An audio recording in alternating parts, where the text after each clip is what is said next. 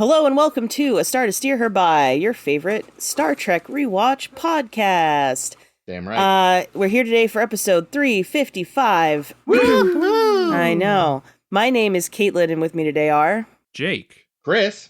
And Ames. I love the horror in Jake's eyes. Where it's like, oh no, it's me. It's a crap. He never knows. He's like, they're never quite sure. Ames and I have it pretty much locked down. Well, we're in Zoom, because at the table I know because it goes clockwise, but I have no fucking idea. Someday we should go anti-clockwise just to fuck with him. I have to stop and picture the table. That's like the only way I can do it. Remember back in the day we didn't have assigned seats at the table and it was a free-for-all? No, but I believe you. Way back in the day. I mean, that was like 20 years ago, so who knows? It really was. Yeah, I think we've been making this podcast since 1944, which, that's a good segue because... There you go! This episode takes place in 1944.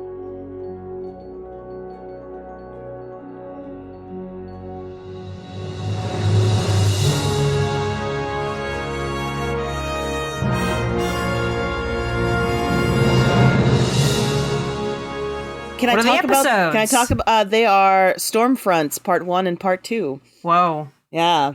Wicked. Can I talk about them as one piece? God, yeah. I think That's you got one episode. There's no way not to. Okay, cool. Briefly, Stormfront. So at the end of season 3, the intrepid crew of the Enterprise believed Jonathan Archer to be dead. We, of course, know that he wound up in Nazi world with Nazis plus aliens. Yeah, I know. It was... there was that glimmer of hope. Well, basically, Jonathan has wound up in 1944, but even though there are Nazis, he's not in Germany, my friends. He is in Brooklyn, New York. Temporal Cold War, guys. Temporal Cold War. So the Nakul, apparently. Have... yes. The Nakul have joined forces with the Nazis because they have been trapped in the past and they would like to get back to where they come from. So they're like, fuck it, let's exterminate some shit. That's cool. We'll build some weapons. We'll tell them we're making them big guns, tank obliterators. It's going to be awesome. And they'll just keep giving us shit to build with. Stone knives and bear skins. Anywho, as it turns out, there are freedom fighters, of course, that are like, fuck these Nazis. One of them, our best friend, is Alicia. She like saves Archer and hooks him up with some mobsters, says the word coloreds a lot, which made me really uncomfortable. I know it was the time, but boy, I was like, ugh. And then someone called her a Negro, and I was like, wow, I can't. So watch out for that. They told her to go back to the jungle at one point. Yeah, go back to the jungle. Like, Oofda. Yep, oh, that was this time. Do you want to go with her? You can swing from the vines in the jungle. Ha ha, I've made a German joke. I am such a naughty Nazi. Oh my god, Nazi, but spelled Naughzi. Oh, I kind of like that. I'm such a Nazi. Very possibly episode title. Naughty Excellent. Nazis. I'm very happy. Or just Nazis, I don't know. Alicia. So Alicia's really cool, and she hangs out with Italian mobsters, one of whom is played by Big Pussy, I believe. It's actually Bobby Bacala. Wait, so that's not Big Pussy? No, that is not. No. There's two fat guys on The Sopranos. There's Big Pussy. There's more than two. Well, okay, well, yes. We're ignoring Tony. Like, Tony is just... There's two fat sidekicks on The Sopranos. One of them is Big Pussy, and one of them is Bobby. See, and Bobby's kind of like the guileless one, who's not very good at being a gangster. And I'm a fat fuck, so you can't complain, listeners. All right, so I'm glad... Yeah, me too. I'm glad that... I'm glad that there's another fat guy who's called Big Pussy, because for a second I was like, wait, you're telling me that the fat guy isn't Big Pussy? Who's Big Pussy? But the other fat guy. And our other friend Sal, he was also in The Sopranos. He was Joe Peeps. Peeps. That's who he was. You said he was in The Sopranos. I didn't recognize him. He's not a major character in The Sopranos. Joe Peepskapo? Is he going to teach the Suliban how to tell jokes? Get your cigar arms. Speaking of Suliban. Cigarms. Speaking of what? Sulibans? Oh yeah, so, well actually, and I totally forgot about stupid Daniels. Daniels fucking shows up on the Enterprise and is all fucked up. They're like, I don't know, he's got the He's got the penis of a fetus and so part of his What else is new though? Hey. Wow. It's got real weird real fast. Yeah, sorry. There's your episode title. No. The penis of a fetus, big pussy. Holy shit. Big vagina. These big vagina women are getting away with murder. Oh God! I got the libido. There's of a your weekly Curb 40-year-old reference. Oh, I'm winning. Fuck me. All right. Whatever. Anyway, so Daniels shows up and his body parts are all different ages and he's all fucked up. And he's dying. I don't know. Fuck him. You gotta stop him. Okay, cool. Thanks, Daniels, you douche. Stop who, Daniels? Oh, nope. Daniels, who is? Oh, he's gone. All right, this is really... I did write a summary of the first episode, but... strayed from it immediately. Immediately, yeah, no. It's like trying to tell Trump to stay on a teleprompter. It just can't be done. Let me tell you about these birds and windmills. Daniels. And then also, what is his name? Silic. I almost said Silek. I always know it's not Silek, because that's too Romulan, or maybe too Vulcan. So Silic shows up and he's like, we have a common enemy. And it's like, oh, yes, good. Even the Suliban don't like Nazis. And he's like, yes, he tried to genocide my people before we gained sentience. And as we know, the only person allowed to do genocide on this show is Phlox. Who, because I may forget, I just want to interject this right now. Do you notice at the beginning when he's trying to get Porthos to have food, and Porthos is like depressed and won't eat, and he's like, yes, I don't have much of a appetite either. And I was like, it's a good thing, Porthos, because he'd be stealing that liver and cheddar cheese right off your fucking plate. I'm not gonna lie, I was half waiting for him to eat one of the like just dip a finger livers in there. Yeah, I really grab was. Celery off of someone else's plate and dip it in like it was hummus. Anyway, enough about that. Enough about Phlox. I feel like he's not in this much. He's not. Nice. We love it. It's my favorite, best episode of Neither the is season. Hoshi. I can't think of a single thing Hoshi did. She hugged Captain Archer, Yeah. and then at the end of the second episode, she was like, "We're getting calls from San Francisco and Lunar Base 1!" Basically.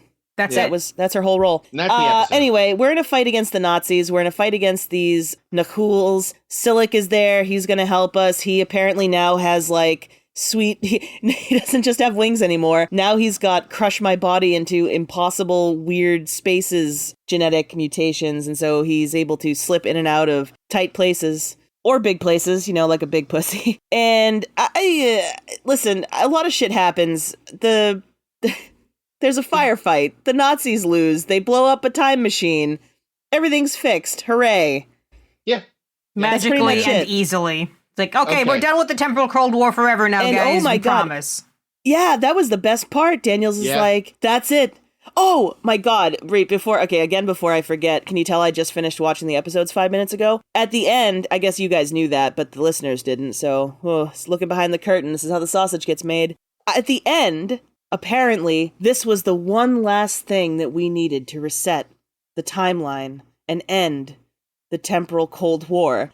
And Archer and Daniels are standing around in a fucking, like, nebula-looking shit. Yeah, in a montage device. With shit. He's like, oh, what a sight. Time is realigning. And I was like, first of all, time would not have a visual representation of it realigning. What a sight. Shut the fuck up, Daniels. Shut the fuck up, the writers that made you say that dumb shit. Daniels set that up for Archer's that's benefit. his office. That's really? why the clip of Archer running away from the explosion was in there, because it's like, he's going to want to see that. So I want to see how badass he was. I was sorely disappointed because I misremembered the end of this episode. I thought Daniels You thought Archer went back to dead. being dead? No, I thought Daniels stayed dead. Never. Like, He never will. This whole time that we have mocked that Zuckerberg-looking piece of shit, I thought at least I get to watch him die in agony someday. Nope. But no. Well, Only Silic dies. Oh yeah, that was kind of a bummer. But on the other hand, I'm sort of Silic's sick of alive seeing now. his flow mass too. So here's the thing about this, though, right? All so, right. like, yeah, the resolution was kind of dumb. But at least not on Enterprise. At least we are done with the Temporal Cold War. I feel like the writers are like, okay, I've had enough with this Temporal Cold War bullshit. Let's just get it over with. Well, they never had a fucking plan, and it really, really shows. Like, just like the Cylons, damn. Yeah, like last episode when I said, like, they decided let's go to Nazi land as a joke, but then actually did it. Yeah. It's because they had no plan. Well, you can also tell they had no plan, because you really think they wouldn't have shown this part in the previously on Enterprise thing? Because you could have forgotten otherwise, back in the day when this was being broadcast. But, like, he's badly burned, and then on the truck he's got a bit of a cut. It's like, where did that really horrible burn go in 1940 fucking The Vosk cured him. Yeah, they got a dermal regenerator or something. Yeah, fuck that. Yeah, I don't know. I actually like this one. I like this episode. Yeah, I was gonna rub it in your face when you were giving it lots of snark last night, Jake, that way back in the day we did our blogtivity on time travel. Check it out on our blog, sshvpodcast.com. It's a good time. That Chris was going off on the Temporal Cold War, as he is wont to do, and right to do, because it's fucking trash. Yeah. And Jake says, what about Stormfront? Stormfront's so fun. It's interesting. It feels a bit like it could have been a TOS episode. Not just because TOS did Nazi Planet, but because it's such a stupid idea.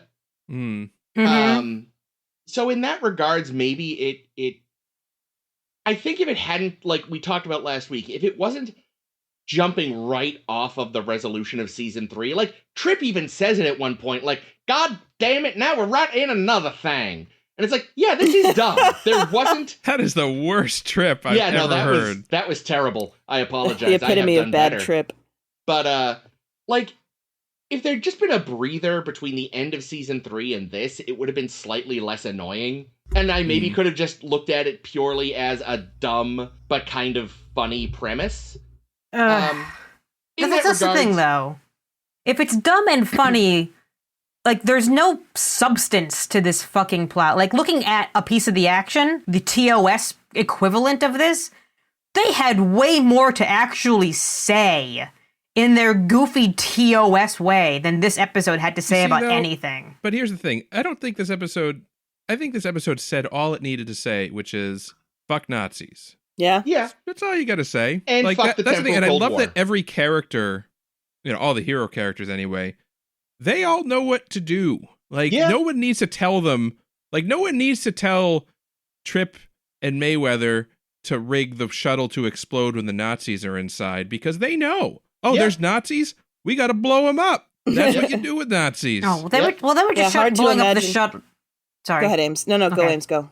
I thought they were just blowing up the shuttle so that it wouldn't be used as future tech. They were, but they could have said, oh, should we warn those guys? No, let's wait till the Nazis get out. Blow them up. Yeah, no, like, and especially, like, this is the time where, yes, you don't do the Star Trek thing and warn them, because they are Nazis. I mean, the Star Trek thing is and should be kill Nazis. Yeah. Yeah. Like the prime directive should be like, do not interfere, blah, blah, blah, blah. Unless there's Nazis, kill them. If there's Nazis, blow them up. Yeah, and, like, I will say, like, yeah, it definitely makes you uncomfortable, but I appreciate that they didn't shy away from, the Nazis are racists. Mm-hmm. Oh my God, yeah, it was deeply uncomfortable, but also very much on brand. Yeah, like, that we're not gonna pretend they were, like... fine people. Yeah. Yeah, like, there's no debate. Nazis equal bad. I do think, though, the writers took a little bit too much relish in this. There was a lot of it, and it came quickly. She didn't need to say coloreds 45 times. Well, like you said, though, that was also just... that was the polite term at the time. I know. It's just, I don't know. One thing that did distract me a little bit about her character was her styling. I thought she was styled very 2004. Oh yeah, she definitely didn't have a 40s look. I wish they had done more, maybe just with her hair or makeup, to just make her look a little more of the time. Well, yeah. I think really what they should have done is made her do that thing where you use the makeup to look less made up, because she's in the middle of occupied America. She shouldn't have access to good makeup and hair care products. Yeah, because she looked great. Well, no, but she's friends with the Italians who are giving her, hamburger or whatever. Yeah. Speaking of, actually, this is really of interest to me, is like, this has been on my like personal list to read for a while. There is actually a historic, a nonfiction historical book I've been wanting to read called Gangsters vs. Nazis. Ooh. Oh my and God. Apparently there was, I don't know how exactly it worked because I haven't read the book yet, and obviously the Nazis never actually literally invaded, but apparently the Jewish mob in America did actively work against the Nazis in some capacity. I'm going to need you to fucking take it back. There was a Jewish mob? Oh, yeah. There's always been a Jewish mob. Oh, yeah. Yeah. You should watch Fargo. Fargo is excellent, and they have a Jewish mob The in movie one of the Fargo? seasons. Or the show? The series. Fargo. I was going to Listen, say, I was here's like, the I've thing. seen the If- movie Fargo. I don't remember there being a Jewish If mob. there's an ethnic subgroup that has been subjugated in America, or anywhere, I guess, probably, then they have formed their own version of the mob. Like anyone, like the Irish, the Jews, the Italians, Japanese. yeah, exactly. Name an ethnicity. There's a mob. Well, except, I mean, like, some of them didn't even come from subject. I mean, like, some of them just formed their mob in their, like, the Yakuza just I guess came just from organized Japan. crime just Is everywhere. just happens. Yeah. But like, yes, I think in America, because we've got this melting pot, they will often break down along either religious or ethnic yeah, they'll be lines. like ethnic or religious lines. Although, yeah. And speaking of mobsters versus Nazis, there is actually one documented historic battle between the two. It took place at the Griffith Observatory in LA, I knew it. where the mafia showed up, and they did what they're supposed to do. They shot the fuck out of Nazis. Dude, so many Nazis. I was gonna bring Little that up if you pussy, as didn't. I'll call him from now on.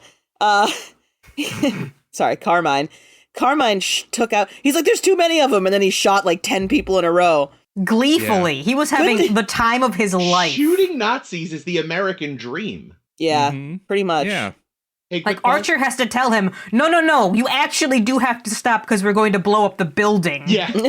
Yeah. Yeah, don't worry, they're all getting blown up, but let's just move farther away. So yeah, there's also little like things that I kind of liked about this episode that are just cute. The little film reel that played before part 2. Yeah. That they made with like, Hitler visits New York. Look at him here looking at the statue of shit or whatever the fuck happened. Yeah, what an interesting day in, like, the film editing room that must have been. Like, put together a little film reel and, like, insert Hitler into all these little scenes. Well, what's Like, what a interesting- strange day. It would be so much easier now, you know? True. Well, You're like, go ahead. I think I meant to look into this and I forgot. I don't know if Ames you saw in your research, but I think some of the footage was from that infamous and oft not talked about American fascist rally they had at Madison Square Garden Oh, back before I the think war. you are The right. German-American Bund. Like that one they didn't have to fake. Bund. That was just real. American But Nazis in the there is 30s. the big auditorium with the giant portrait of George Washington. Yeah. That's a clip of that Yeah. so event. they didn't Bad. have to fake that. That was just Wow. real. Yeah, and that was before World War II. Yeah. So like it was at the time when it was still like not acceptable, but you know, you could have an American Nazi party and not just get, you know, punched. Well, Yeah. because even once the war started, like I took a Holocaust class when I was in college, which let me tell you, 3 hours of like watching just video and discussing like absolutely miserable. I mean, the most horrible thing you can imagine. Like, what do I want to do on a Monday night? Yep, this is it, apparently. But apparently, like, at the time, like during World War II, the American people in a poll, and I don't know how many people and I don't know where they took the poll, but in this poll, Germans were thought to be the most dangerous people in America. Japanese people were thought to be the second most dangerous people in America. And the Jews were thought to be the third most dangerous people in America. So I kind of think that, like, I don't know, it's kind of like when people say that the North joined the Civil War to, like, free the slaves. I don't think that's why, and I don't think that that's that like feeling really bad about, you know, what's going on across in Europe to the Jewish people was why they joined up, you know? Yeah. No, absolutely not. So like anti-Semitism is as American as apple pie. Oh yeah. Yeah. which is you know. Dutch. We just kind of stopped. Pie. We pretended for a little while it wasn't because it got, awkward. Yeah. But if like even like in the lead up to World War II, like when like before the Holocaust really even kicked into gear, and it was just like, oh, this is gonna happen, and a lot of Jewish people were fleeing Europe. They were being turned away by the American government. Yep. They're like, we don't want you. So I feel like it wasn't until the full horror of the Holocaust was known, and like after the war, like after the camps started getting liberated, like that's when it shifted. But yeah, I don't think. Well, for some people, probably. I don't think saving the Jews was ever part of. God, no. At least America's involvement in World War II. It was really more about. Well, for us, it was vengeance. Anyone's. I mean, I would say, right, because of Pearl Harbor. Like, we didn't get involved until we were personally attacked. Well, we were involved. Like, we had been, because we were allied, obviously, with the United Kingdom, so we were. Well, but was that providing them a lot of resources, but we couldn't overtly join the war effort because we would have been dragged into the fighting. We didn't feel like it. Yeah. We were trying to kind of stay uninvolved. It was really Pearl Harbor was the dumbest thing Japan could have done. Yeah. Maybe there was some. Listen, maybe Daniels pulled some strings. That fucking guy. Snort. Yeah. And speaking of Pearl Harbor and all the racism of it all in the Holocaust, like the arguments I've seen about this episode are that like it doesn't address any of these kinds of things. Like we don't see a Jewish mafia in Brooklyn where they would definitely be. Yeah. We don't see anything from Hoshi, who is a Japanese person. I don't even know if the show says that if she's Japanese American or just Japanese or what. Like she is perfectly sidelined. Well, remember, we don't mention at all that Italy is allied with the Germans, and here's all these Italian mobsters. Like, there's no context for who any of the people are in this war. Well, let's remember, this is the show that had Archer explain what Manzanar was, with Hoshi standing right the fuck next to him in either season 1 or 2. I can't remember which. What was? Manzanar, one of the internment camps that we had for the Japanese. And, like, literally, Hoshi, right the fuck there. Listen, just because she was there doesn't mean she's, like, a fucking expert on the subject. No, I know, but she's a linguist. Yeah, that's the thing. Like, a cunning one at that. Realistically. A decoder. Realistically, yeah, like, she might not know about it, but this is one of those things where, like, metatextually, it's just awkward. Yeah. Yeah, to have totally. the white guy explain it. And, like, yes, there is an argument to be made of why, like, oh, just because she's Japanese, she should know. But it's like, yeah, but we, the audience, it's the modern world. Yeah, that's the shorthand of the day is... also, just fucking at least give Hoshi lines. For fuck's sake. Yeah. Nah. Like, and, like, it's just, yeah. So, and that's the problem I think you can argue. I remember, actually, we talked about this in an 11th grade film course I had. Like, you had film courses in the 11th grade? It was an experimental school. God, New Hampshire sucks. But which is where I'm from, not where Chris is from, for the record, obviously. Talking about the we never got into it in a deep way, saying we were fucking children, but the kind of the ethics of the sort of World War II adventure romp, specifically in regards to like Indiana Jones. Indiana Jones, yeah. The Nazis are just this backdrop bad guy, and like, oh, isn't it this and that and wacky adventure? Meanwhile, we know what the Nazis were up to, and there is. In that, and like so much World War II based adventure stuff, action things, doesn't get into that. So it is sort of a larger ethical question of like yeah, and we even indulged in it at the beginning of this. Like, yeah, it's fun to fucking kill Nazis in fiction and real life. I'm not advocating murder. Except for Nazis, yeah. Blow them up in a shuttle we pod. are advocating murdering Nazis, so for the record. If you kill a Nazi and are arrested, we are saying you technically only do it when someone wow. And like all crimes, only do it if you can't get caught. All right, moving on. Fascinating. Remind me, because I know this has come up, we mentioned it and I forget which show it was. There was a show that we talked about that, was almost a comedy with Nazis and Hogan's Heroes? Hogan's Heroes. Hogan's Heroes, yes, because the idea was the Nazis can never look competent. They're kind of always a joke. Yeah. Because we beat them so easily in this show. Just to be clear, though, it wasn't almost a comedy. It was a comedy. Okay, I've never seen it, so I don't know. Oh, no, I know. I'm just. But also, I can see, where Chris's point here is, is that detrimental? Because now we're just seeing the horrible things they did through this joke lens. Well, see, now that actually... Well, they never really get into... Go ahead. Sorry. The guy that played the head Nazi on Hogan's Heroes, and this is that thing. It's there is no easy answer because this is a whole different angle of it. The guy that played the head Nazi in Hogan's Heroes was himself German, and part of his stipulation for being on this was the Nazis can never be shown to be competent. They need to be mocked. They are a dark part of my people's history. So there's no easy kind of answer to this because, because I think that was similarly Mel Brooks often, his whole thing too was frequently I want to make fun of these people because fuck them. So it's it's hard to do on the one hand, let's mock them and trash them because they were awful, but also acknowledge the horrors because it's in some ways those are different goals, and it would be really weird to do a comedy making fun of them, but also P.S. they were monsters. Because I feel with that, it's you kind of in theory, know that while you're watching. And that it's so, again, I don't have the answer, but there's just a picture of Auschwitz in the bottom right-hand corner of the screen the whole time, just in case you forgot. I don't know. You say people know. A lot of people don't know. That's true. And now basically say oh, it was fine. I'm going to emulate or these people. deny it happened at all. There's a really funny, I think, there's this comedy series called Nathan For You. Mm-hmm.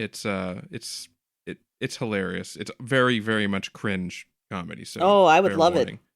It. I think you would like it, Caitlin. Yeah, I think you would. And what's it called? Not. Nathan For You? It's called Nathan For You. And the premise of the show is there's this guy, Nathan, who's a business, quote unquote, expert. Mm-hmm. And it's a reality show where he goes into businesses and tries to bar rescue type thing where he tries to fix something about the business. But of course it's a comedy, so he just always makes it worse. Oh, yeah, yeah. Yeah, the idea that he picks is so outlandish that you're I can see that this is an interesting idea, but it's also insane. And it's not scripted. It's an actual reality show. It's he is actually going into these businesses and fucking shit up. Yeah, so I recommend it. It's very funny. But there's an episode where he wears this jacket in a lot of episodes, and he finds out that the head of the company or something is anti-Semitic. Mm-hmm. So he's well, I can't wear this jacket anymore, so I'm going to create my own version of outerwear that recognizes the horrors of the Holocaust. Oh no. So he goes into this sportswear place and he's hey, can I sell my brand of outerwear here? And they're and he's it's really good. It's got a positive message. It supports, Anti-Defamation League or, so whatever, we're donating money. And, it's a pro-Jewish Holocaust awareness brand of outerwear. And the store owner's a little skeptical, but he's of course you don't want to be oh, no, that's fucking weird. He's yeah, of course you could sell here. So then Nathan proceeds to build this fucking marketing stand-up that's a model of the Auschwitz death chambers. No. And it's absolutely heinous. And he's but we're trying to draw attention to it. This our whole brand message is about Holocaust awareness. And the sportswear guy's yeah, but this is a sporting goods store. This is not the place for the fucking Holocaust experience. Yeah, really. You're thinking of a Holocaust Memorial Museum, not out of curiosity. Not Foot Locker. Do you remember what brand it was that was anti-Semitic? Because I want to make sure I don't buy them. Was it Hugo Boss? I don't know. It wasn't one that I had heard of. I think it's like a Canadian company. Oh, no, not the Canadians. I don't know. I'll try to, I might be misremembering bits and pieces of the episode too, so I don't want to name and shame. Fair. That's fair. So, but I recommend that show as a whole, but only if you can stomach really cringe. Yeah. I should add, there's another thing I just looked up Werner Klemperer. He was not only German, he was in fact of Jewish descent. Yeah, he was Jewish, yep. Well, was he raised Jewish? Because that wasn't clear, because it sounds like his mother was Well, Lutheran. I don't know, was anybody raised Jewish? I mean, during that time? I don't know. Fair. So, at the very least, though, it was part of his background. So, yeah, again, to Aim's point, it's an existing debate in just sort of media in general. How do you deal with using Nazis as, for lack of a better term, entertainment when they are the villain and the butt of a joke and things like that? When they actually killed millions of people. Yeah, it is a fair thing that doesn't get thought of enough. Also, to your point, people are forgetting history somehow. Yes, that's also a good point. Hogan's Heroes and the producers, the original version, was made, and most of your audience, a lot of your audience were literally veterans or had lived through the war and stuff. So yes, it was a little more immediately obvious to them at the time. Nowadays, yes, admittedly, things that should be obvious somehow aren't, thanks to, former President Donald Trump and the people that put him into power. That started way before him, but... So in that case, I know, but they kicked it into overdrive. Yeah, so in that case, my question is, why this episode? Why do we have this? And what's the actual point? Oh, well, aside from ending the Temporal Cold War, there was none. They just thought, wouldn't it be fun to kill Nazi aliens? Well, but also you kind of do feel like if the one big thing that we know about that happened in history that's going to stop the Temporal Cold War, World War II is a good one. Mm. Well, so that was something that annoyed me about this episode, is that they make this whole big deal about how the point of divergence was when Lenin got assassinated in 1918. Yeah. Or 1916, or whenever, whatever happened. Vladimir so why Lenin weren't we in 1918? Well, why was that never dealt with? I guess, we stopped the Nakul, and that triggered the timeline to reset. But we've already established that the Nakul weren't the cause of the timeline divergence to begin with. Well, it also somebody in 1918. It also completely ignores the fact that altering the rise of Bolshevism would have altered how the rest of World War I went. Mm-hmm. So World War II may never have happened. Or at least not the way it did.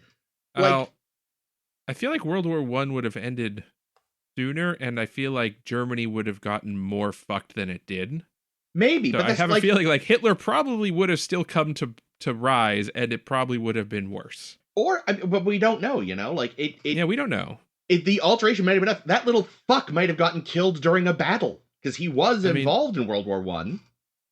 I feel like bringing Lenin and the Bolsheviks into this wasn't necessary, and they could have just been there's aliens here and they're helping Nazis. Yeah, they gave us the nets. That's all you needed. They gave us tech. They gave us this fancy tech that took out all of Europe. Yeah, the Nazi planes have ray guns on them. Except it's unclear how. They kept talking about, we're going to give you all this stuff. It's you're going to give us this stuff. So it's what did you give them that let them do so well? Because it sounds like you haven't actually given them anything yet. I think they were, trickling out stuff. They weren't giving them the real good stuff. They were giving them just enough to help the war effort and, tease it. Yeah. But I think that, they were holding out we're going to give you this fighter squad and we're going to give you this super powerful doomsday weapon, but it's the carrot on the stick. Yeah. Just to keep the Nazis sort of in line. Because as soon as they give them all the tech, the Nazis are going to be okay, well, we don't need you anymore. We got the shit, so... you Nosferatu-looking motherfuckers. Surely the plan was never to give them tech, and it was just to do what they did, which is try to get away, well, yes. No? Oh, yes, but the Germans didn't know that. Oh, okay. Yeah, exactly. The Germans would have thought... I'm sure the Germans thought that whatever device they were building there was something to help the war effort. And Right, not, right. A time machine. They're Right, probably right, telling yeah, him it was yeah. an enormous cannon or something. Because it's sure, you could say, yeah, It it's was probably some sort of huge. ray gun. Yeah. I will say, I thought that the effect of Silic going through bars was pretty good. I thought the effect of Vosk being like sucked into the time portal was lame as shit. One thing I kind of wish they had done, because it would have been like on the one hand, it would feel like they were playing it for laughs, but it also would have been more realistic. I feel like when Silic went through that vent, his shoe should have popped off. I said the same thing. He turned his foot sideways to bring the shoes in. No, I know he did, but it still looked like it technically shouldn't have fit. Well, my question then is, if he's doing this shape-shifting thing, are his clothes just him, like Odo? No, because it looked like he'd been given clothes by the Enterprise crew. We don't know that. Well, and also the shoes fair. definitely had to be turned sideways, so if they were just part of his body, then he wouldn't. I mean, I'm sure that was just... Well, no, actually, would that have just been a... Was it all CG? To what extent was any of that practical? It was all CG. Well, their CG is looking a little better then. It's getting a little better. It's still not perfect. It's a little janky, but I thought that those bits were pretty good. I mean, again, we're talking about 2004. Yeah, Nazi headquarters looked fucking terrible. It did. You mean the White House? The White House. It was so white. It was like the pristine White House. Like, it was like they a PS. scrubbed It was like clean. a PS1 cutscene level. Shot. Yeah, that was so distracting. Like, you guys didn't just have a model of the White House you could have put tiny banners on. Like, Jesus Christ. Yeah, they should be. They have those fucking everywhere, like a little train set model kind of thing. I think I have one in the basement somewhere. I gotta lend them mine. So what's funny about Silic to me is that we've always said he's got big F. Murray Abraham energy when he's Silic. Have we? Well, me and Caitlin have at least. Oh, I haven't heard this at all. We said it, but. What's funny is, out of makeup, he kind of looks like Richard E. Grant, a British actor. It's like, he's all sorts of people. I do like that we had the requisite, like, this spaceman from the future doesn't understand colloquialisms. Like, give the guy a prize! Why would you do that? I'm gonna fuck this guy up! I actually kind of enjoyed that, because they I loved it! Well, but I like the way they handled it, because they didn't make it like...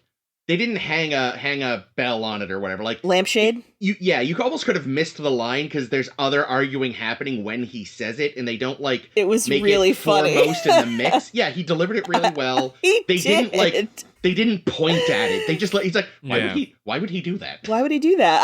I thought it was good. This isn't the lower decks. I loved it. I really did like it a lot. It was good. Had they given it more room, it would have been bad. The fact that it was just part of the conversation made it work. So I do want to, before we get too far away from it, I do want to ask or bring up one thing about them breaking into the Nazi headquarters. And that's, what the fuck was the deal with that vent?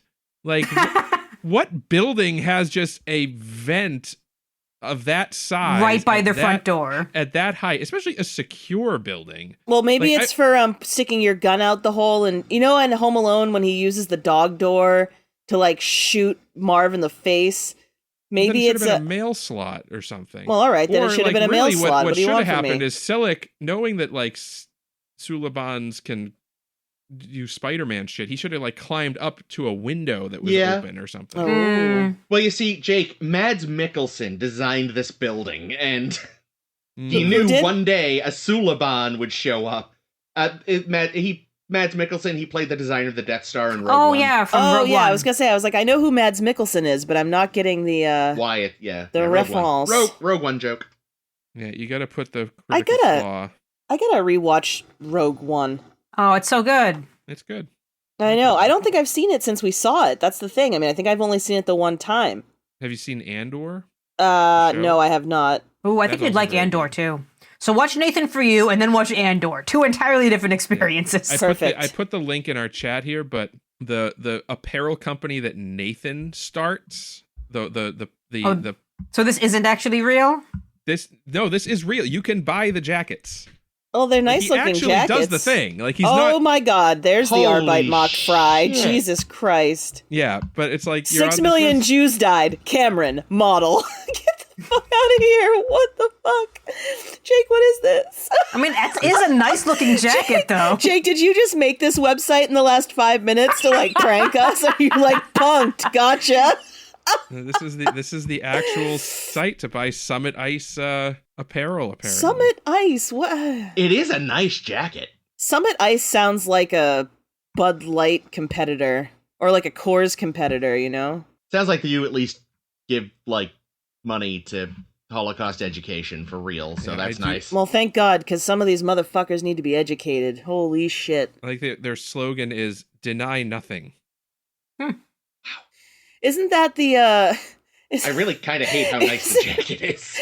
Isn't that the Assassin's motto in the Assassin's Creed game?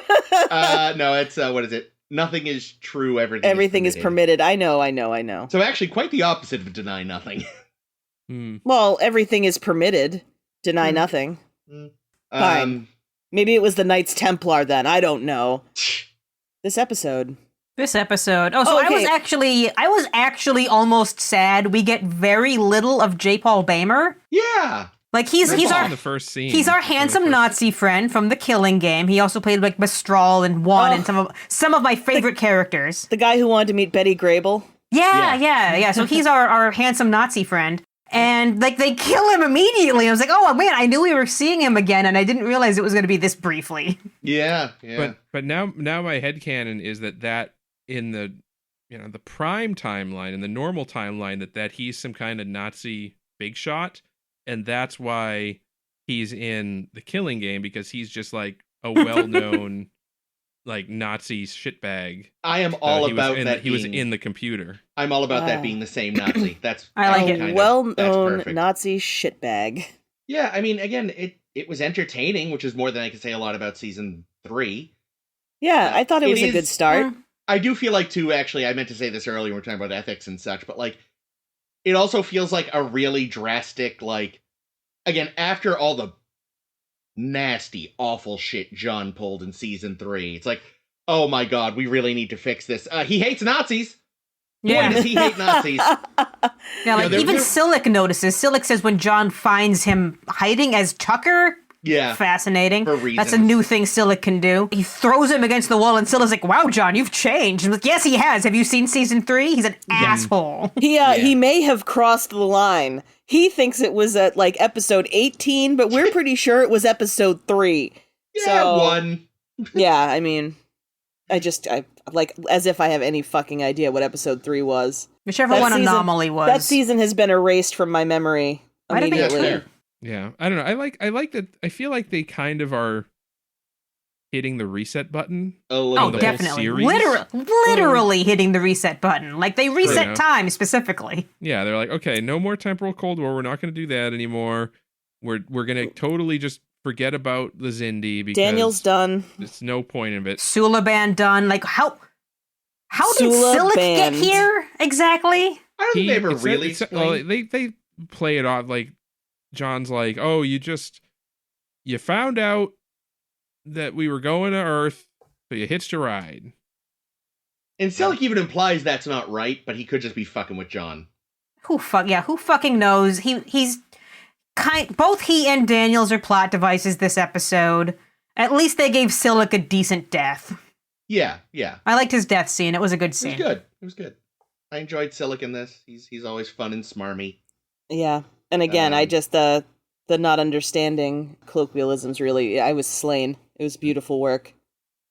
Now I'm sad he's gone. Yeah, like, I mean, they did mention they did, say Silic, talking about dealing with the Zindi thing, and for some reason, again, bringing up that random woman that died that Trip had to write a letter about, because they put Alicia in her room. I thought that was a different woman. Was it the same woman? I thought, anyway, so they made weird lip service to it, but yeah, you can tell they're already just kind of, there's gonna be, I know, at least like we've made mistakes. One more sort of acknowledgement of season 3, probably in the next episode, but I don't think they really harp on it much after that. Well, thank God. Probably for the best. I mean, as much as, I like a continuity, I also want to just forget all of this. Yeah, it's a lot of season 3 was a mistake. I would recommend heavy drinking aims. It's been working for me. Oh, I don't do that, though. No, I was just kidding. I don't drink anymore either, and I haven't been, but I just wanted to. Um, The illusion. Lots of long meandering hikes where I can just scream in my brain. I have a great note that we had some excellent dog acting from Breezy and restraint because she could have eaten that food. Good dog.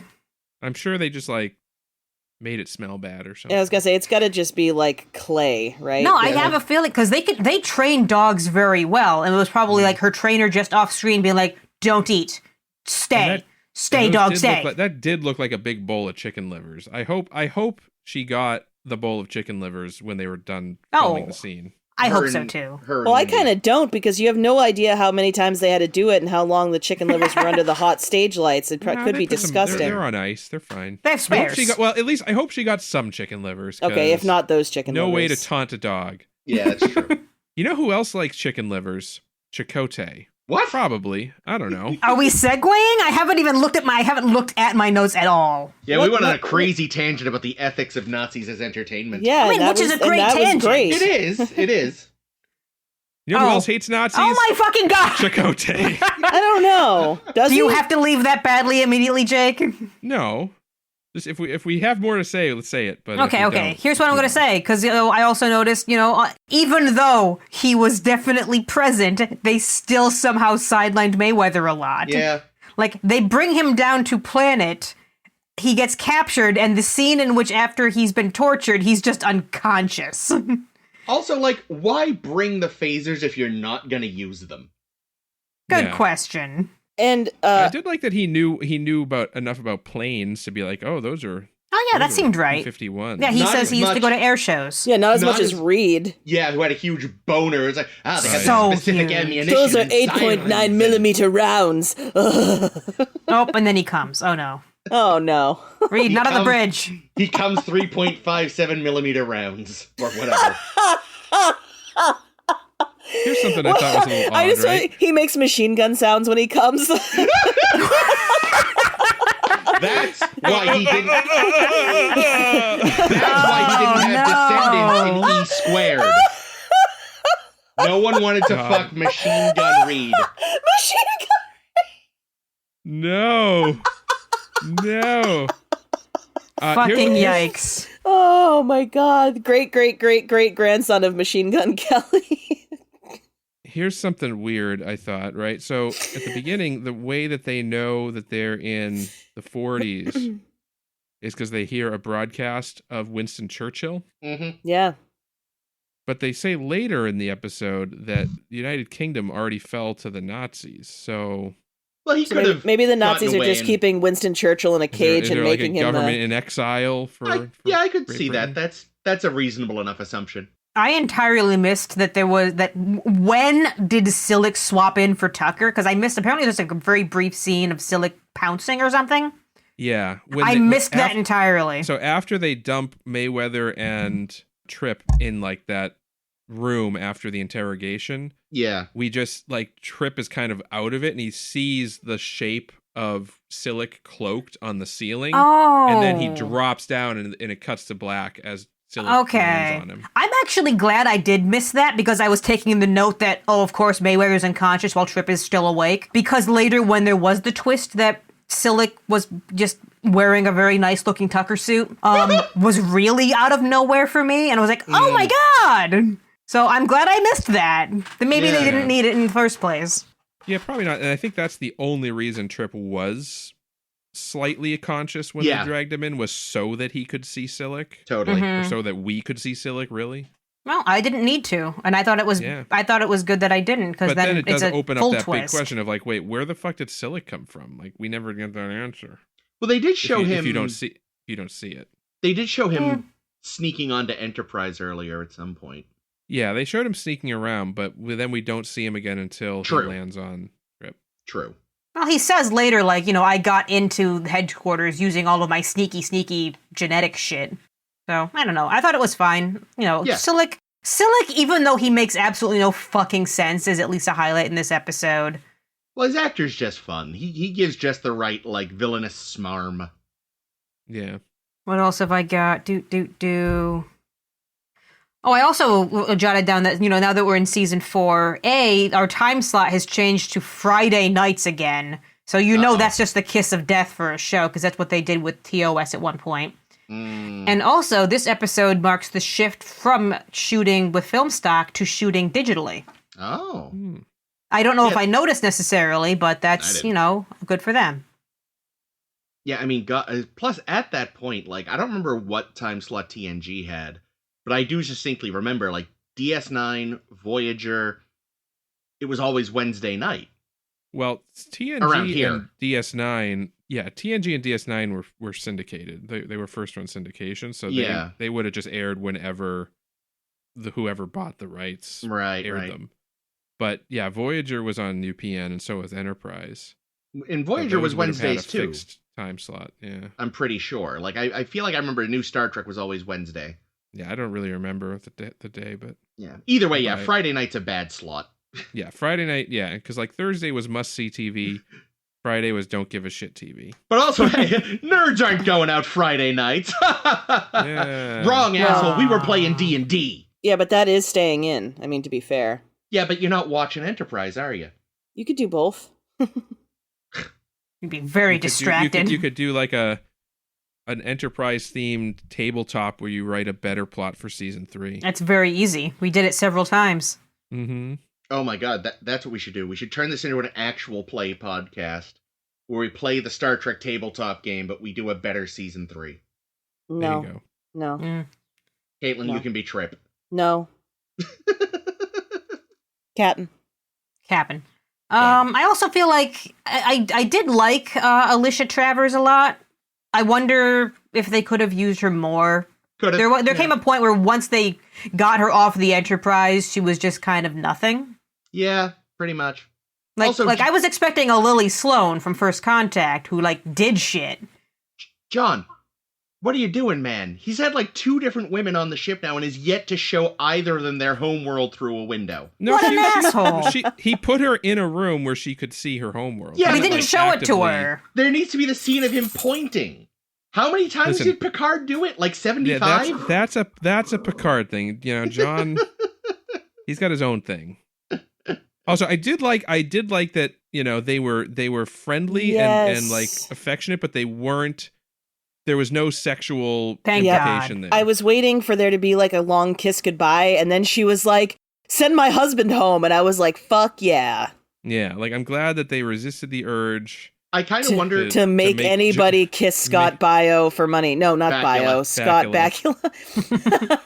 I kind of feel like probably the only reason they had her have a husband abroad was so they wouldn't do that. Well, they made a good choice. They did. They did. It was good. And I liked them together. They had good chemistry, I thought. Yeah. It was a very good. She was great. I really liked her. Yeah, she was good. Yeah, I agree. I liked the song. Song? They played a song every day at 5 o'clock to be like, "Fuck you, Nazis! We still have the song." Oh yeah, that was great. I liked that. That was a really nice a nice thing of being we pass it around so they can't get it. It's good. I liked that. Anyway, you know who else likes music? Chakotay? Pan flute music. Wow. Oh.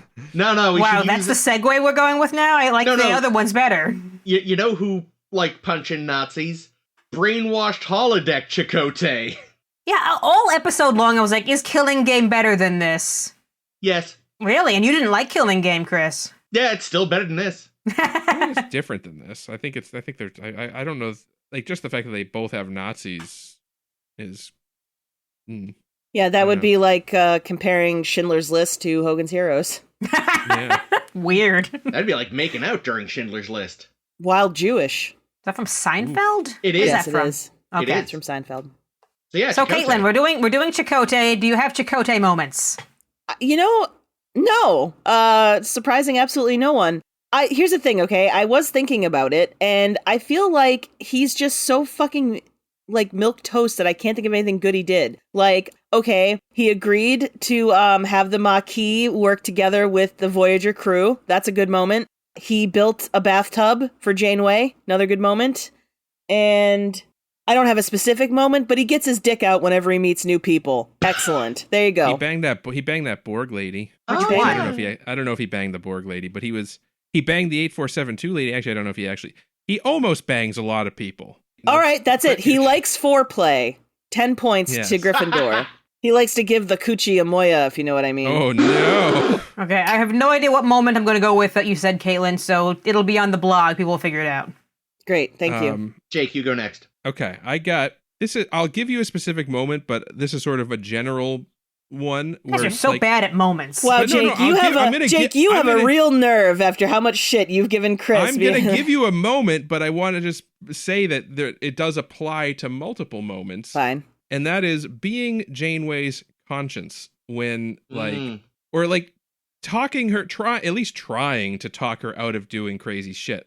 The moment I'm going to give specifically is in Course Oblivion when Silverblood Janeway was like, we're going to the Alpha Quadrant as they're actively melting and dying and the ship is melting and about to explode, and Chakotay is like, no, we should turn around and go back to the demon planet where we will actually survive versus, go towards Earth and certainly die. And it wasn't until Chakotay dies that Janeway's finally like, maybe I should have listened to him. All right, let's go back to the demon planet. Yeah. Janeway just wanted any excuse in any way to blow up the ship. That's yes. what it all comes down to. Or not really blow up, more like dissolve into goo. Yeah, destroy, however you have to do it.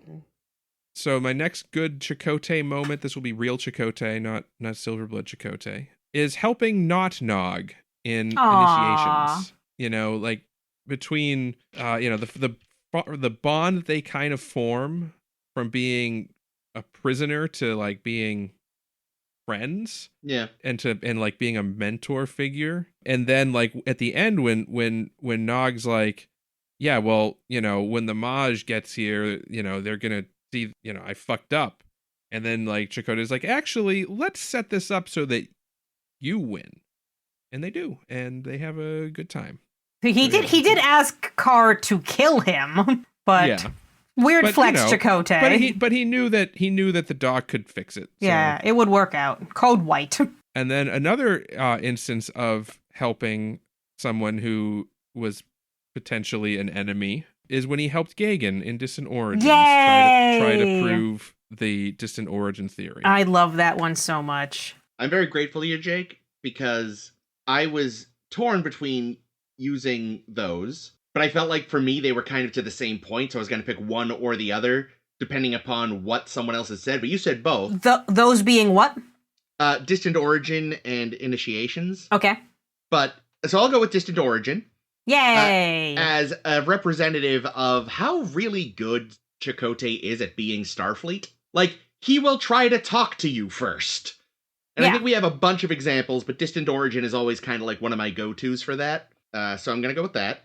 This is what I kind of forgot about until I was researching Chakotay for this. But, I don't remember what I thought about the episode itself. I feel like it was okay, maybe. But when they start out in Emanations, they're going through this little, burial site. And he's like, we should just be we don't know enough about this culture. Let's not fuck with it. Let's not even scan it, And Harry's like, but we should do this and that. And, Chakotay lets him voice his opinion, even though he disagrees with it. He doesn't, shut him down. No, Ensign, you're dumb, and this is why. He's like, well, this is why I disagree, but in a nice, polite way. So respectful of the cultures, respectful of his crew. He's good at that shit. It makes a lot of sense as Starfleet, makes no sense as a terrorist, as I have said multiple times. Except in my fanfic. Yes, yeah, you gave him a reason.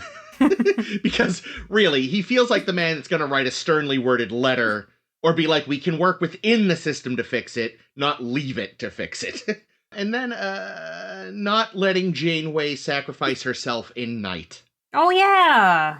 Oh, man, the moment I had from Night was helping Neelix through his nihilophobia. That's good, too. That's a good moment. He does a lot of good things. He does. Yeah, Voyager is just, for me, kind of a blur, and Chakotay doesn't even feel like he's there because of how much it became the Doctor and Seven show, He definitely like everyone, got a little sidelined as went on, but I feel like he and Torres probably got sidelined the most. Yeah. Yeah. Oh yeah. Well, Dawson also went and had a baby at some point, so it's like, oh well, What a loser. whoopsie. Ames, did you say your minutes, moments? You didn't. I yet, did you? haven't Just one. yet because I was trying to write down Chris's. So my moments, I have some other additional moments that I also like. My first is trying so earnestly to remind his forgettable girlfriend about their love in Unforgettable. Was just it was, even though I think that episode like didn't capitalize on moments, I thought they got the Chakotay character very done well in that. And I liked, I forget her name. Kellen? I'm going to say Kellen. Let's go with that. I liked her a lot, and they had great chemistry, and just their idea of, okay, let's just fall in love 5 more times. Another great, very in-character Chakotay moment that I had comes from Year of Hell, one of my favorite episodes, in which he's a captive of fucking Anorax, and the whole time, all he does is try to convince Anorax there's a better way. I will fix you because I don't want you killing more people, but I do also want you to, achieve your goal, so maybe I can help. Very Chakotay kind of thing to do. I need one more. This is, I don't know who in their right mind will agree with me, but I thought his little relationship talk with Seven at the very end in Endgame is very sweet. Like, their relationship comes out of the fuck nowhere, but I still really like them together. Yeah. Yeah, I think if they had spent more time building up that relationship, I would have bought it more. But I think we had said that at the time, yeah. Like, they actually had a weirdly decent chemistry. It's a shame the show just plopped it on us. It's hard to imagine anyone not having good chemistry with him because the character is so, I don't know, Okuchimoya, you know? Plus, he's so handsome. It's a travesty that he's a fucking transphobic piece of trash. Yeah, Beltran himself is awful. Yeah, fuck that guy. That's one of my worst. Good. That's one of my worst moments about Chakotay was when I found out he was a transphobe. That's number one. Yeah, it's a bummer. Number two, he always wants to fucking give up and stay on the planet. He's not that worried about getting home. He's like, let's just settle down right here on this planet, just the two of us and all of these tubs that I build you. And Janeway's like, Chakotay, there's no coffee on this planet. Man, that would suck. And bad moment. Did I mention that he fucking gets his dick out whenever he meets new people? What the fuck, dude? At least if I can't actually be good at doing the activity, at least I could try to be funny, you know? There you go. There you go. That's it. How about you, Jake? Do you like when Chakotay gets his dick out? I have no strong feelings one way or the other. I feel like Chakotay gets his dick out. Like, he does get his dick out a lot, but he's no Riker, you know? Yeah, his is done by way of diplomacy, while Riker's is just horniness. Yeah, exactly. Yeah, like Bonk, go to horny jail. All right, now, so I'm gonna say this is a moment, but it's a moment that lasted a whole episode. Okay. So pick a screenshot from Tattoo. Just pick a moment. Just pick any screenshot from Tattoo, and it's a bad moment. Is that the episode where we discover that white aliens came down and brought the indigenous peoples of the world their culture? Yes. Well, that's not really his fault. No, it's not. But I'm going to say, we'll narrow it down then. I'm going to say, when he meets those fucking aliens, the aliens that, knocked up his ancestors and gave them culture. I don't know. That's when he got his dick out, Jake. I was just going to say, can you use that That's literally shot? when he got his dick out. That might be the Please shot. use that shot. So let's just get a shot of him literally being naked in Tattoo. Well, remember though, the ass was his ass double. That wasn't actually him. It was a That's nice true, ass. But it's still Chakotay's ass. Yeah, it's Chakotay. It's not Beltran's ass. Why would Beltran not get his ass out? Is there something wrong with his ass? He didn't want to. He's got a tattoo Well, on I guess that's his right. Oh, yeah, dude, it probably says, wino forever. No, he's got a big tattoo of Roy Orbison there, just like Henry Winkler in The Waterboy. Well, I don't see the problem. All right, for my next moment, this is another one that you could probably pick multiple moments from the same episode, but I'm going to say, only because it's so fucking out of left field, Chakotay being trained in boxing by Boofy. Oh, that's so dumb. Like what? Like why did we have this episode period? And then who knows? Why is Boothby the fucking trainer? I don't know. Isn't it always some old white guy being like, you gotta get back in there, you gotta get your head in the game. Like, okay, we're gonna make Chakotay a boxer. We need the old white boxing trainer. I mean, sometimes it's an old black guy. Okay. Well, sometimes more like a middle-aged black guy who's probably a little overweight. I feel like that's the other. Yeah, but it's usually an old guy. Yeah, it's old. Typically. It's always some guy who like never quite made it to the bigs himself and is somewhat living vicariously through his new trainee. But yeah, fat guy also, just fucking weird, just out of left field. So not like a terrible like character moment, just like, why is this happening? Why is Boothby here? Why is Chakotay suddenly doing this? Yeah. And for that matter, he was boxing with the safeties off because he got himself injured like whoa. That's true. So dumb. He did get all fucked up. Yeah. And then I'm going to contrast with one of Ames's top moments, and I'm going to say that he was a little too friendly with Anorax or Red Foreman. Yeah. And that like he like while Tom spent his whole time on the ship trying to figure out ways of sabotaging he was the weapon. Fomenting mutiny. Yeah. Yeah, and exactly.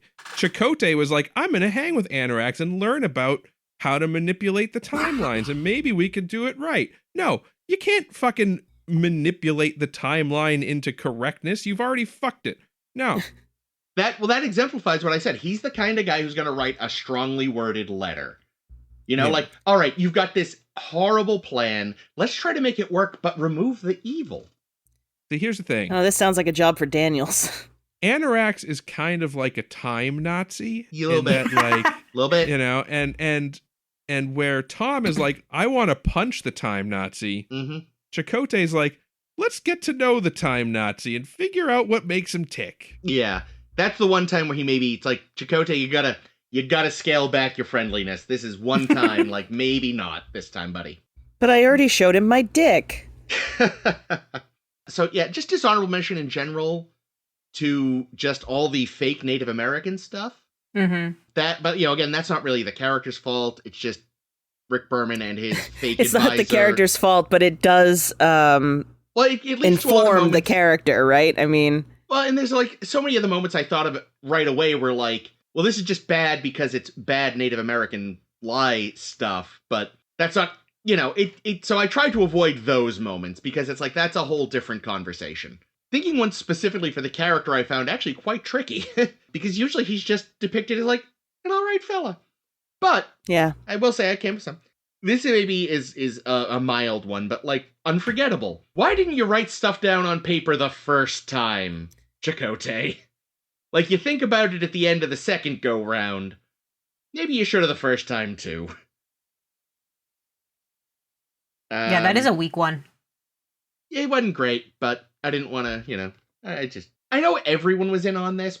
Well, almost everyone, but he was the big cheerleader for going inside that anomaly in one small step. Yeah. And it's like, this really isn't worth the risk. They did not know they were going to find anything intact in there.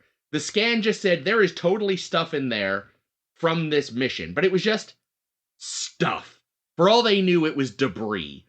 And this was definitely not worth the risk. Like, yes, you're explorers, but there has to be a risk versus reward, and this was not worth it.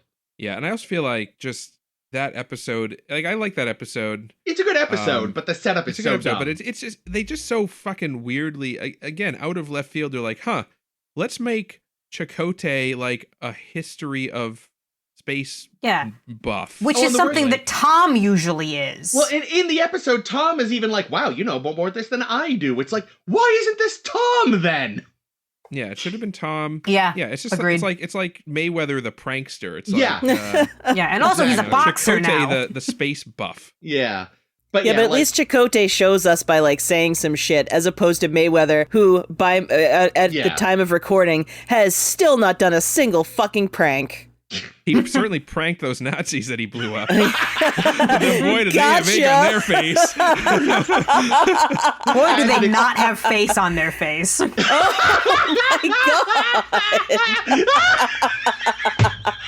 god!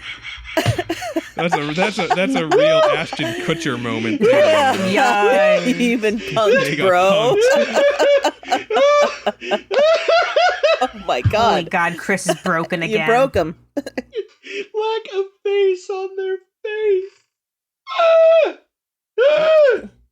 Oh, Wow, these are entirely new noises. Do you need some oxygen, Chris? Fuck.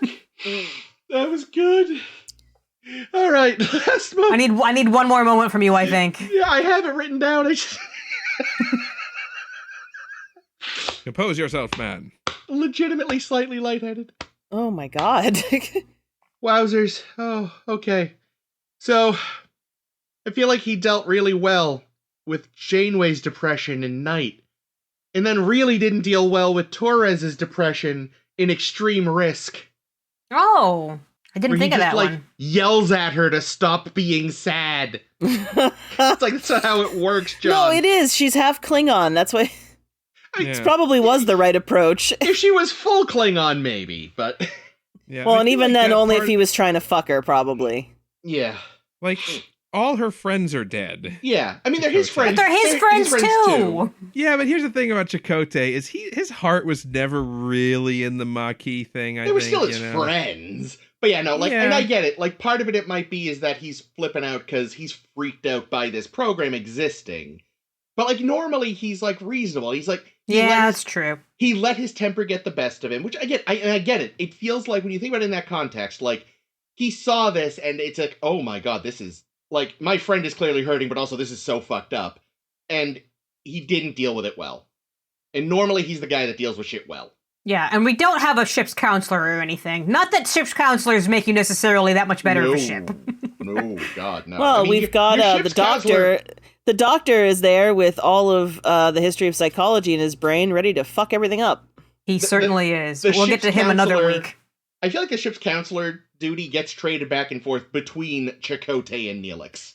Oh my God, you're right. Yep, that is emphatically what happens. They take turns. If they gave the doctor a teal jumpsuit and killer knockers and a great collarbone, would he be a better or worse counselor than Troy? Worse.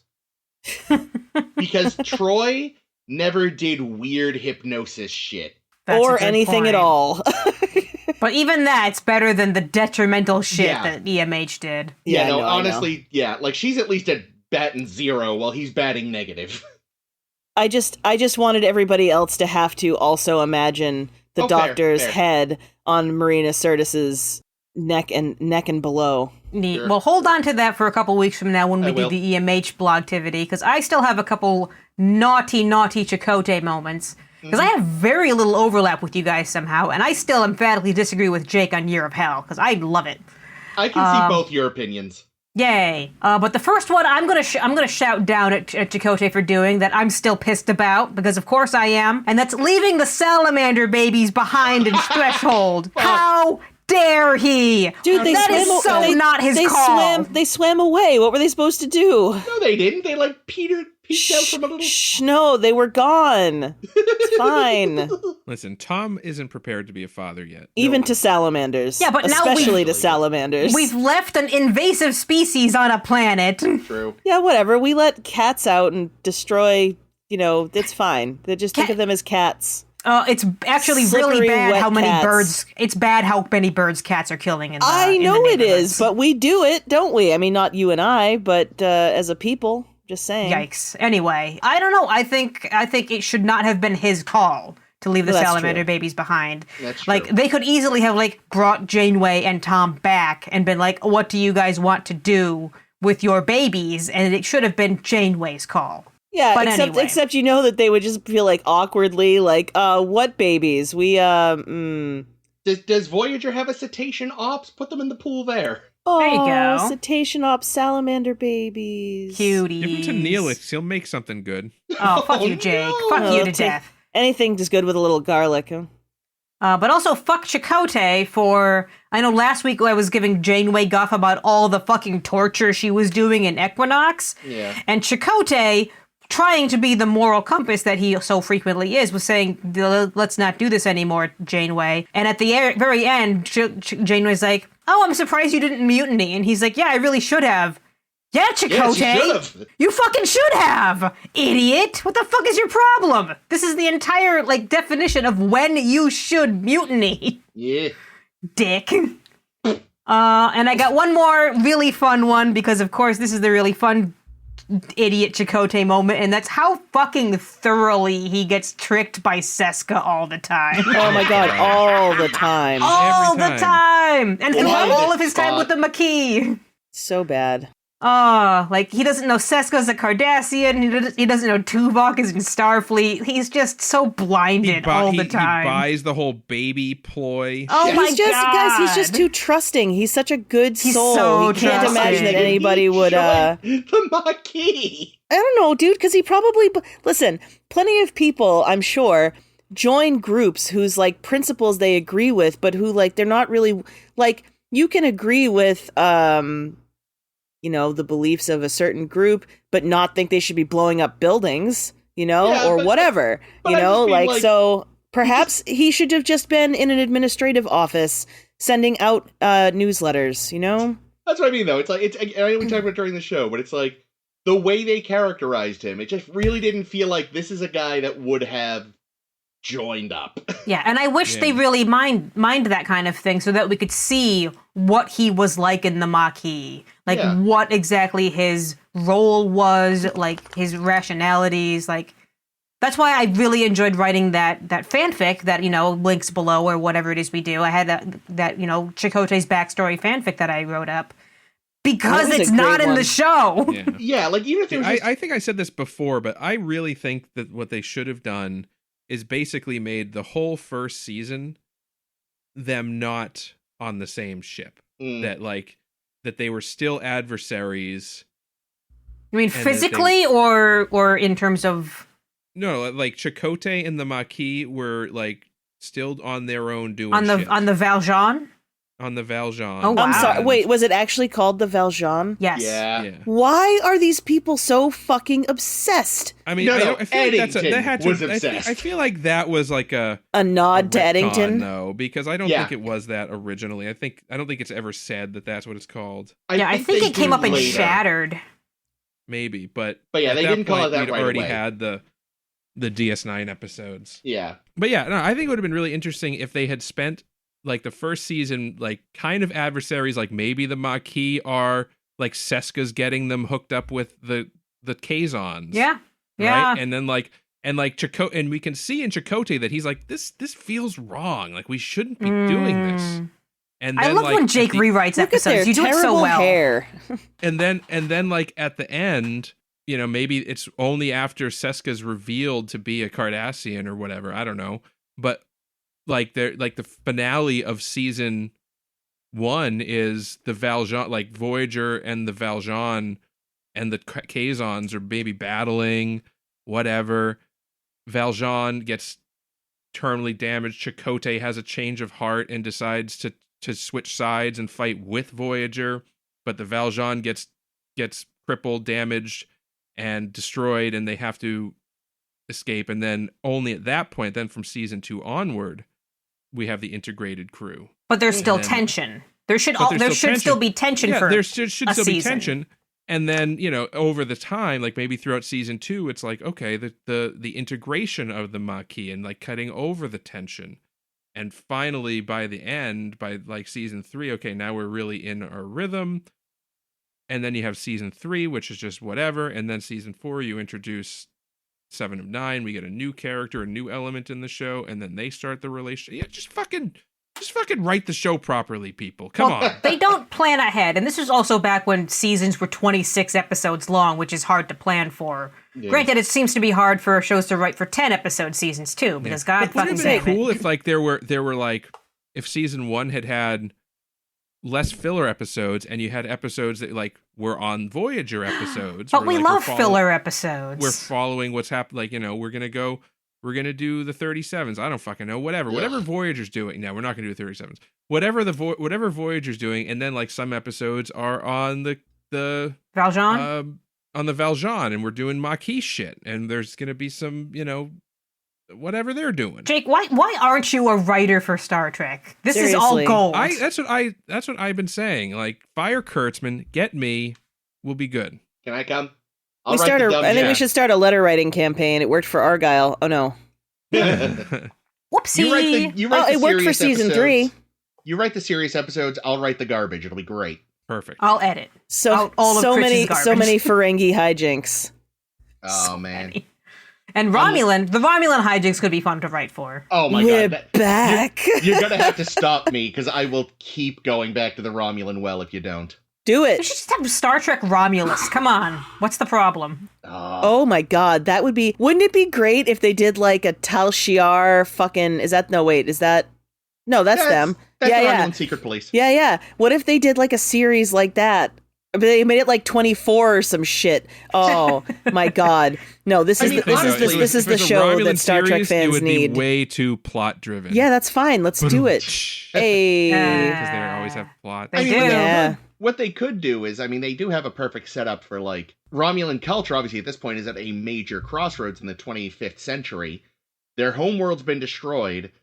There's, like, a war for the heart of their culture right now as they try to establish themselves. That could be a good show if written well. Mm-hmm. Narek comes back. Asterisk. Big asterisk. If written well. Yeah, no, don't, like, let me do it. Yeah, we'll let you do it. I think I'd be good at it. Narek bangs just throughout the galaxy. And I'm for it. That's fine, he was cute. Anyway. So cute. That's neither here nor there. We got really off course, even from our thing, so I think we're done. Thank you for joining us. It's the final season of Enterprise, motherfuckers. Holy shit. Thank God. We are running out of original run terrestrial broadcast Trek. This is crazy. Next week, the journey continues with Home. Nice. Very good. And you could leave Tuvok on the Valjean. Oh, and he could sabotage. And he could sabotage. I love At that point, I don't think Chakotay knows that he's Starfleet. Oh, shit. So, yes, that would have been so good. That would have, but it's not what we got. What we will get next week, Home and Borderland. And hey, we'll be talking about Tuvok. Yay! And the shenanigans he got up to. So join us for that. Follow us on Facebook and your favorite podcasting application. We're on SoundCloud and the Tumblr especially. This has been Chris. This has been Ames. This has been Caitlin. And this is always Jake. A coochie moya, motherfuckers.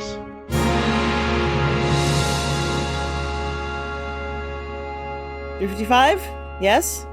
Uh-oh. 355. You just lagged a lot, Caitlin. Did I freeze? Yeah, you're all lagged out. Your image You're is frozen, making the best face. I'm gonna screen good. cap Thank it. God. Fuck. I didn't have time to screen cap it. Good.